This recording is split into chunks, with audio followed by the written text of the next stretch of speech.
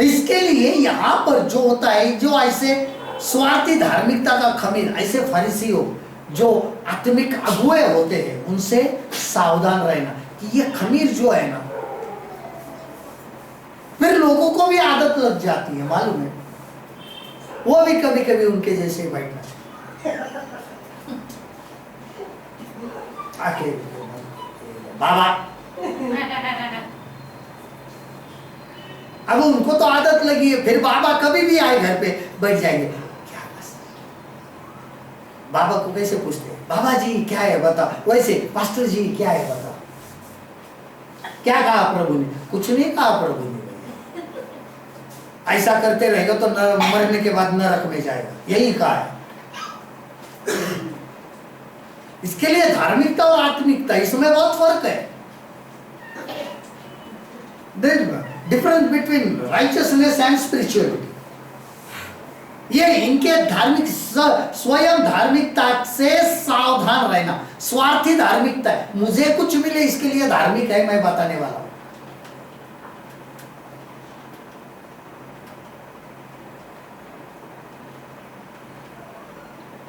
अभी इन्हीं लोगों के कभी ना अचानक ना छुपके से घर पे जाओ, अंदर भी मत जाओ, जरा कान लगा के सुनना दरवाजे से, यही पासवान अपनी औरत को मार रहा होता है घर में,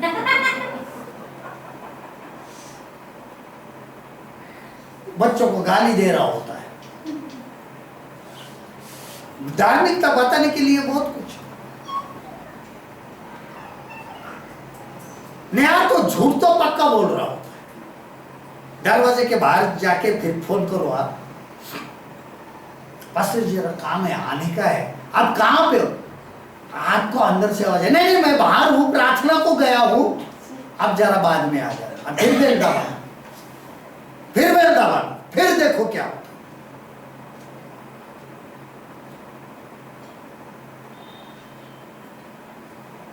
फिर घर के अंदर जाके देखो कौन से प्रार्थना में बैठे, सारे न्यूज़पेपर लेके रख के बैठे होते, किधर क्या चल रहा है।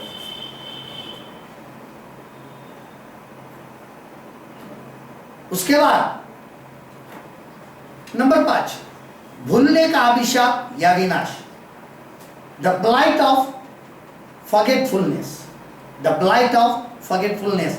देखिए व्यवस्था विवरण की किताब 6 अध्याय का 12 पद, अब ये बहुत महत्वपूर्ण है। ड्यूटेरोनॉमी चैप्टर 6 वर्स 12, इस्तिस्ना 6 बाब का 12 कलाम, इस्तिस्ना 6 बाब का 12 कलाम।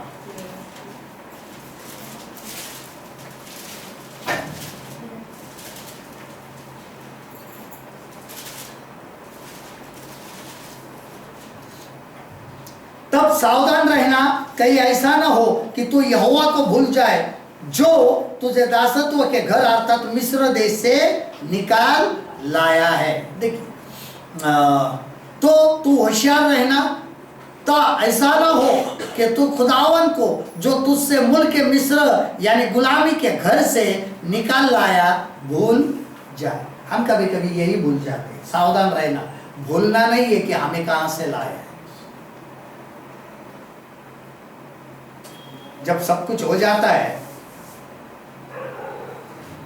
beware lest thou forget the Lord। सब कुछ होना ना, नहीं एक मराठी में कहावत है नहीं का, कामा पुरता मामा। जब काम रहता है तो तू माझा बाप, तू माझा बाप, तू माझा बाप, तू माझा बाप, काम हो गया तो मी तुझा बाप, मी तुझा बाप, मी तुझा बाप। हो गया ना। अभी जब अपना अच्छा हो जाता है, सब निकल जाता है, परिस्थिति बदल जाती है, अपना सब कुछ, अब कौन परमेश्वर? परमेश्वर बोलता है ठीक है, भूल गया तो भूल गया, मैं तुझे कहाँ भूलने वाला हूँ, आजा बाद में देखता हूँ। तू मुझे भूल गया, तू भले भूले, मैं नहीं भूल रहा हूँ ना तेरे को। आज जिस दिन खुदा भूल जाएगा तो उस दिन क्या होगा ये सोचो। और यही होता है कि हमारे जीवन में कभी कभी क्या हो जाता है, कुछ समय के बाद भूलने का ये अभिशाप या विनाश, इससे सावधान रहो। क्योंकि हमेशा शैतान चाहता है कि हम परमेश्वर के उपकारों को भूले। इसके लिए भजन संहिता में कहा है, जबूर में आया है कि तुम उसके उपकारों को कभी न भूलना। हे मेरे मन, यहोवा को धन्य कहे।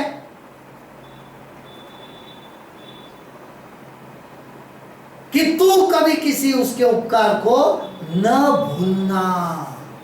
Don't forget. हम अगर अपने आप को देखेंगे, अपने जीवन को देखेंगे, तो हमें पता चलता है कि हमारे लिए क्या किया था। अगर हम देखते, अगर लिस्ट बनाएंगे तो हमें पता चलेगा कि हमने कितनी बड़ी भूल की, कि प्रभु को कितने बातों के लिए भूल गया। इसके लिए जब गवाही देने के लिए हम कहते, तो क्यों कहते? इसका कारण यही है कि हम प्रभु को ना भूलें, उसके किसी उपकार को ना भूलें।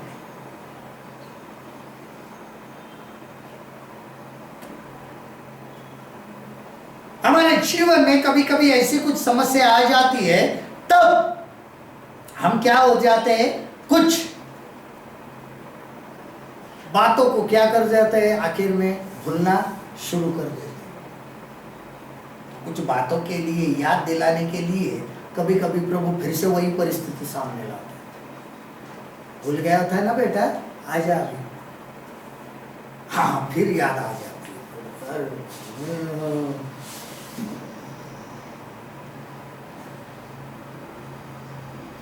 जैसे इंसान भूलने लगता है, परमेश्वर ने जो काम किया, खुदावंद ने जो हमारे जीवन में किया है, उसको भूलने लगता है ना, फिर से प्रभु ना ऐसी परिस्थिति वही निर्माण वो आ जाती है सामने। सबोपदेशक की किताब अगर ध्यान से पढ़ोगे तो वहां पे लिखा है कि परमेश्वर कभी कभी बीती हुई बातों की पुनरावृत्ति करता है, फिर से वही बातें निर्माण करता है। क्यों निर्माण करता है? ताकि हम ना भूलें, परमेश्वर को ना भूलें।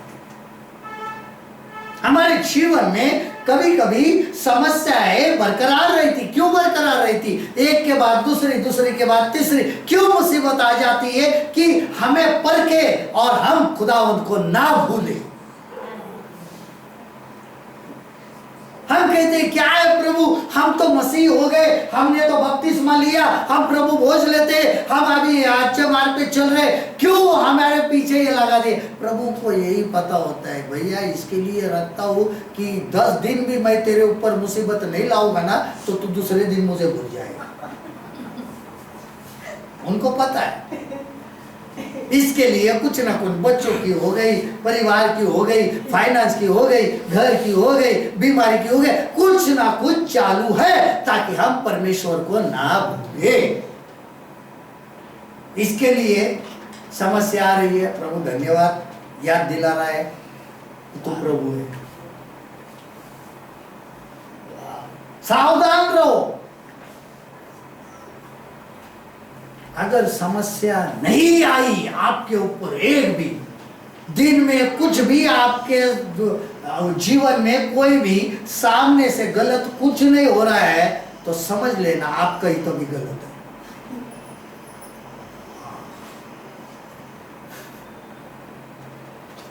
तो गलती आपकी, गलती किसी की नहीं। प्रॉब्लम आपका हो रहा है, आपने कुछ गलत किया, इसके लिए आपके ऊपर मुसीबत नहीं आई। सब कुछ अच्छा है ना, अरे यार कुछ कोई टेंशन नहीं बाबा, सुकून से सोता हूँ, 3 टाइम खाता हूँ, कुछ टेंशन है? कुछ नहीं है मुझे।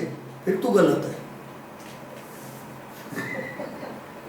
क्योंकि तू ना तो सोते हुए प्रभु को याद करता हो, ना तो उठते हुए याद करता हो, क्योंकि तुझे कुछ आई ही नहीं ना। जब लोग बोलते हैं अरे कुछ टेंशन नहीं है, मेरे को फिक्र ही नहीं है कुछ, समझ लेने भटक गया है। इसने प्रभु को भूल गया है।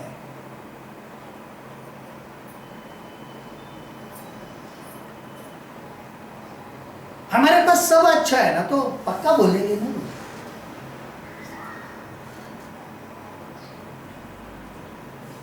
उसके बाद नंबर 6, यहूदी धर्म की संक्षिप्तता यानी the conscious of Judaism, beware of conscious क्या है? कॉन्शियस इन काट-कूट करने वालों से चौकस। फिलिपियो 3:2 में लिखा है, फिलिपियंस 3:2। उर्दू में बहुत अच्छा उसका तर्जुमा किया है, जो है बहुत अच्छा लिखा है। इसमें जो लिखा है वो वहाँ पे लिखा है 3:2 में, उन काट-कूट करने वालों से चौकस रहो। उर्दू में जो लिखा है, जो तर्जुमा है उसका, वो बहुत बेहतर है। फिलिपियो 3:2 देखिए, क्योंकि मख्तूम कुत्तों से खबरदार रहो, बदकारों से काटवाने वालों से खबरदार रहो। कटवाने वालों से, कटवाने के लिए, यानी तुम्हारे जीवन में जो कटवाने वाले हैं, जो आपको मुसीबत में डालते हैं और वचन को काटते हैं, उनसे सावधान, विवेक। हाँ, इतना करो, इतना मत करो, जो होता है ना कभी कभी, हाँ इतना ही करो, कोई प्रॉब्लम नहीं। अब प्रभु इतना नहीं करना, पूरा करने को कहता है। तू अपने परमेश्वर से पूरे मन से, पूरे दिल से, पूरे हृदय से, पूरी आत्मा से, पूरे शरीर से, पूरे प्राण से, पूरी बुद्धि से प्रेम कर। ऐसा नहीं कहा आधी बुद्धि, आधा प्राण, आधी आत्मा, आधा शरीर, आधा ये, आधा उससे प्रेम, पूरा। हम कभी कभी नहीं ये कि हाँ ठीक है इतना करो, ये मत करो, तो चलेगा। नहीं भाई, बपतिस्मा लेना है तो पूरा लो, मोबाइल के साथ लो।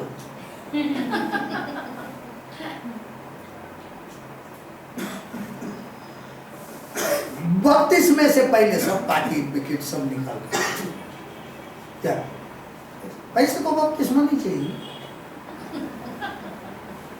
उसको भी दे दो भाई बपतिस्मा, शुद्ध हो जाएगी, आशीष आएगी। न उसको गीला हो गए तो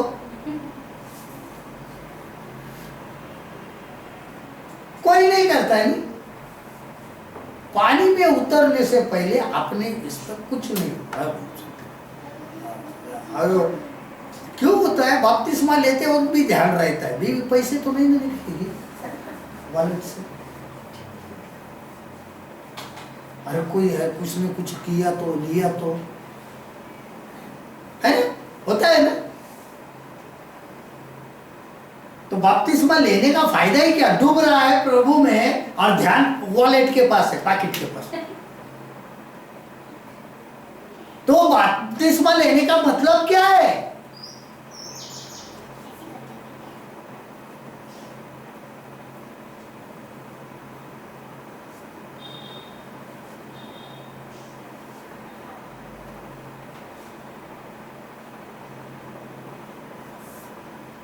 अरे तुम हाँ प्रभु ने आया, अब ले बपतिस्मा। कौन ले रहा है, क्या ले रहा है, कैसा ले रहा है, मन फिराया है, कुछ नहीं देखना, आधा अधूरा का। सावधान। जब मन का परिवर्तन ही नहीं तो बपतिस्मे का कोई मतलब नहीं। जब पश्चाताप ही नहीं हो तो बपतिस्मा लेके करेगी क्या?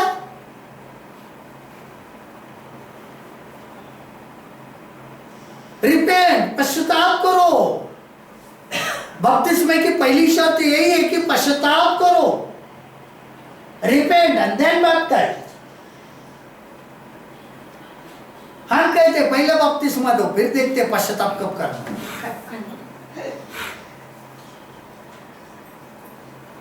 तो ये जो कभी कभी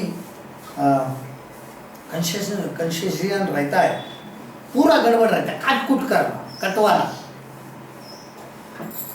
उसके बाद आखिर मूर्खों की गलती, the error of the wicket, the error of the wicket. दूसरा पतरस 3:17, 2 पीटर चैप्टर 3 वर्स 17। पतरस का दूसरा अंक 3 बाब का 17 कलाम। दूसरा पतरस 3:17 देखिए, इसलिए है प्रियो, तुम लोग पहले ही से इन बातों को जानकर चौकस रहो, ताकि अधर्मियों के भ्रम में फंसकर अपनी स्थिरता को कई हाथ से खो न दो। भ्रम में फंसकर मूर्खों की गलती। देखिए, बस ए अजीजों, चूंकि तुम पहले से आगाह हो इसलिए होशियार रहो, ताकि बेदिनों की गुमराही की तरफ खींचकर अपनी मजबूती को न छोड़ो। क्या हो जाता है, ये अपनी स्थिरता कैसे जा जाती है कि वो भी विश्वासी है, मैं भी विश्वासी है, उनके जीवन में ऐसा हो रहा है, इतने बुरे, थोड़े से गलत काम करते, तो मैं भी थोड़ा सा कर लूं तो क्या हो। देखो, एक बात हमेशा याद रखो, अपनी तरफ देखकर बदलने के लिए भी लोग चाहिए।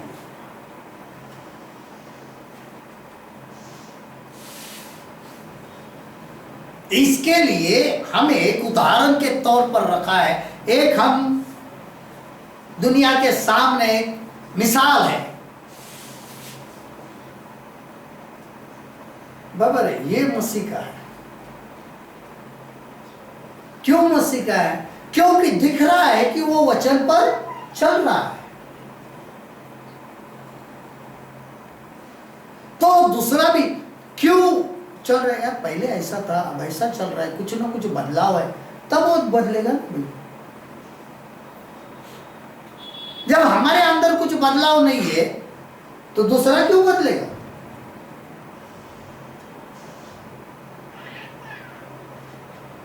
क्या कहेंगे, तुम हमको मत सिखाओ, पहले तुम बदलो फिर हम बदलेंगे। हमारे अंदर कुछ ऐसी बातें तो होगी ना कि अभी तक हमने छोड़ी नहीं है, वही बातें हम करते हैं। इसके लिए यहाँ पर जो दुष्टों के लोग इन जानकर चौकस रहो, ताकि अधर्मियों के भ्रम में फंसकर अपनी स्थिरता को हाथ से कहीं खो न दो।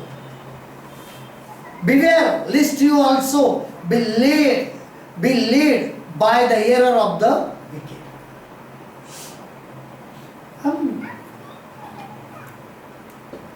खो देते उनके अनुकरण करके, वो करते तो मैं भी करूं तो क्या हुआ। थोड़ा सा देखो, इतनी प्रार्थना करता है, इतना ये करता है, फिर भी अगर वो थोड़ा बहुत चूकता है तो, लेकिन प्रभु तो काम तो कर रहा है ना उससे, तो ऐसा ही नहीं। प्रभु उससे काम कर रहा है, इसका अर्थ ये नहीं कि प्रभु उसको छोड़ने वाला।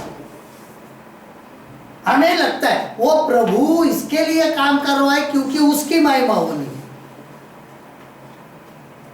प्रभु उसको छोड़ने वाला नहीं, यह पक्का याद रखो। हर कुछ काम जो होते हैं शैतान भी करते हैं, शैतान की आत्माएं भी करती है कि जो बुराई में रहेगा, उनके अंदर वो आत्मा बस जाती है। क्या करने वाली? भरमाने वाली, फंसाने वाली। वो वहां तक अच्छा दिखता है, वहां पर परमेश्वर काम कर रहा है। यीशु मसीह ने सीधा कहा, मेरे नाम से बहुत से आएंगे और काम करेंगे,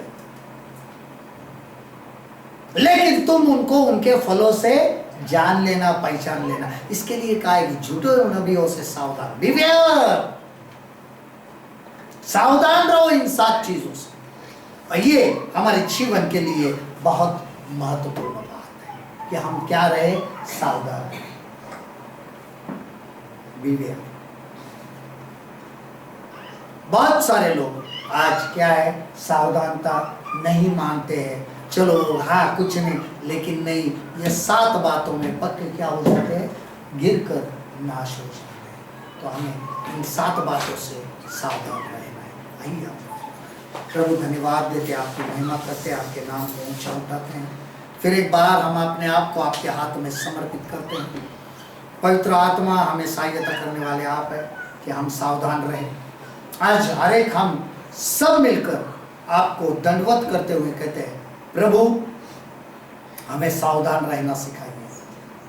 हम हर एक बातों से सावधान रहें, ताकि हम इसमें फंसकर हमारा नाश न हो।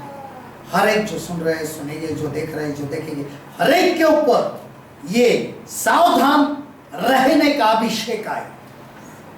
और बार बार खुदावंदा, जो आप हमें सावधान करते हैं, उस हम इशारे की ओर ध्यान दें। और आपका इशारा है, देखो मैं जल्द आने वाला हूं, सावधान। प्रभु हम अपने वस्त्रों को संभालें अपने जीवन को संभाले, ताकि जब आए तो हम निर्दोष आए। हमारे ऊपर आपकी बरकत हो, आपका लहू इसी वक्त उतर कर आए और हर एक असावधानता की आत्मा यीशु के नाम में निकल जाए, ताकि हम सब मिलकर सावधान रहे जब तक आपका आना नहीं होता। हमें दीजिए आपके नाम का शीशा। यह दुआ हमारे जिंदा खुदा इनके दोनों नाम और आपने सुन ली खुदा पाक इसके लिए। आमीन।